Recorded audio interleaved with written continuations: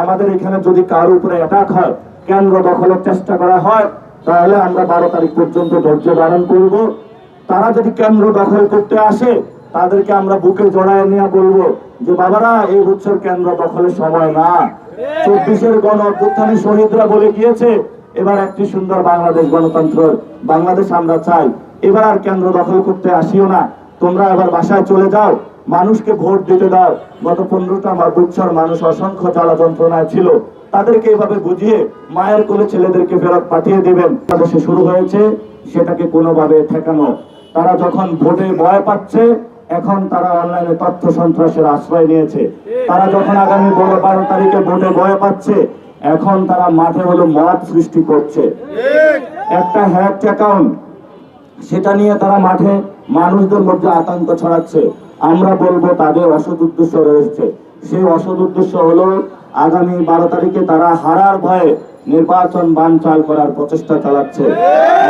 বাংলাদেশের মানুষকে বলবো, ঐক্যবদ্ধভাবে থাকুন। ছাত্র দল, যুব দল এবং বিএনপি যদি এই নির্বাচন থেকে বের হয়ে যেতে চায়, আমরা তাদেরকে ডেকে বলবো, আসুন নির্বাচনে আসুন। খেলতে নামলে তো হার জিত থাকবেই। এই ইলেকশনে হারেন, সমস্যা নাই, পরের ইলেকশনে আসবেন। আপনারা কার্যকর বিরোধী দল হিসেবে থাকেন।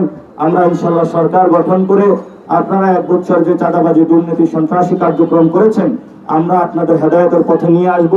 সবাই মিলে একটি সুন্দর রাষ্ট্র গঠন করব। আমরা সরকার গঠন করলে বিএনপির যারা ভাইরা রয়েছে তাদেরকেও মন্ত্রী সবাই নেব, তাদেরকেও আমাদের সার্ভিসের মধ্যে অ্যাকোমোডেট করব। কারণ ওরা আমাদের ভাই, ওরা খারাপ কাজ করতে পারে, কিন্তু আমরা তাদেরকে বুঝিয়ে শুনিয়ে নিয়ে আসবো। একসাথে নতুন বাংলাদেশ গড়ব।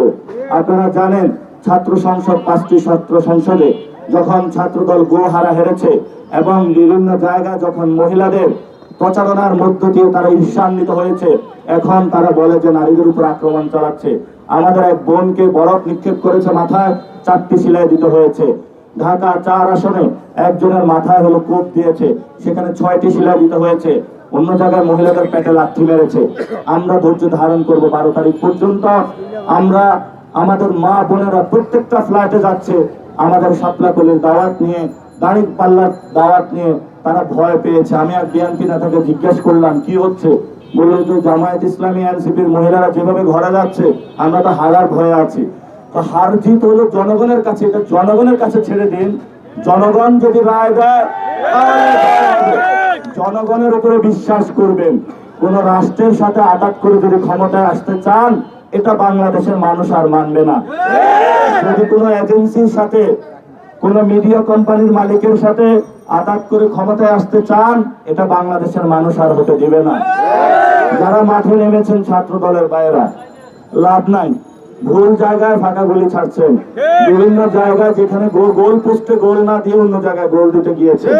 সেজন্য তাদেরকে বলবো যে আসুন, ঘরে ফিরে আসুন, ঘরের ছেলে ঘরে ফিরে আসুন, নির্বাচনী কাজে মনোযোগ দিন। মাঠের মধ্যে বিশৃঙ্খল পরিস্থিতি আপনারা সৃষ্টি করবেন না। আমরা একটি শান্তিপূর্ণ জয় যাত্রার দিকে যাচ্ছি। এই জয় যাত্রায় আপনারা ঐক্যবদ্ধ থাকুন এবং আমরা আশা করব আমাদের এখানে যদি কার উপরে অ্যাটাক হয়, কেন্দ্র দখলের চেষ্টা করা হয়, তাহলে আমরা 12 তারিখ পর্যন্ত ধৈর্য ধারণ করব। তারা যদি কেন্দ্র দখল করতে আসে, তাদেরকে আমরা বুকে জড়ায় নিয়ে বলবো যে বাবারা, এই বছর কেন্দ্র দখলের সময় না। 24-এর গণ অভ্যুত্থানে শহীদরা বলে গিয়েছে, এবার একটি সুন্দর বাংলাদেশ, গণতন্ত্র বাংলাদেশ আমরা চাই। এবার আর কেন্দ্র দখল করতে আসিও না, তোমরা এবার বাসায় চলে যাও, মানুষকে ভোট দিতে দাও। গত 15টা বছর মানুষ অসংখ্য জ্বালা যন্ত্রণায় ছিল, তাদেরকে এইভাবে বুঝিয়ে মায়ের কোলে ছেলেদেরকে ফেরত পাঠিয়ে দিবেন, যাতে হলো তারা তাদের সন্ত্রাসী অ্যাক্টিভিটিস থেকে দূরে থাকতে পারে। আমরা এখানে এখন একটু দোয়ার মাধ্যমে শেষ করব।